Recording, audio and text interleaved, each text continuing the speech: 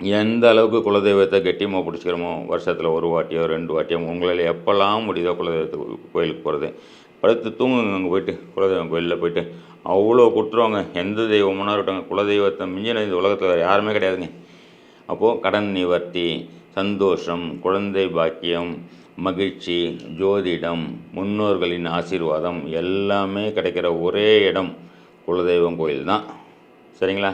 குலதெய்வமே எனக்கு தெரியலங்க, நான் என்ன பண்ணுறதுங்க அப்படின்னும் நிறைய பேர் எனக்கு கேட்டுட்ருக்காங்க. கூடிய விரைவில் நம்மளுடைய அஸ்ட்ரோ நிவர்த்தியின் கேம்ப்பு, ஜோதிட கேம்ப்பு, ஃப்ரீ கேம்ப் வந்து திருவண்ணாமலையில் போடலான்னு சொல்லியிருக்கோம். சரிங்களா? குலதெய்வம் தெரியாதவங்க கண்டிப்பாக அங்கே வரலாம். நாங்கள் அனௌன்ஸ் பண்ணுறோம், எங்களோட சேனல்லையும் மற்ற எங்களுடைய சோஷியல் மீடியாவில் அனௌன்ஸ் பண்ணுறோம். குலதெய்வம் தெரியாதவங்க கண்டிப்பாக அங்கே வந்து நீங்கள் என்னை தொடர்பு கொண்டு குலதெய்வத்தை என்னன்றதை உங்களுக்கு கேட்குற ஒரு சில கேள்விகளை கேட்குறேன். எங்களுடைய ஜாதகத்தையும் நீங்கள் கொண்டு வரலாம். குலதெய்வம் எந்த குலதெய்வமாக இருக்குன்றது நம்ம பார்த்து தெரிஞ்சுக்க முடியும்ன்றது ஒரு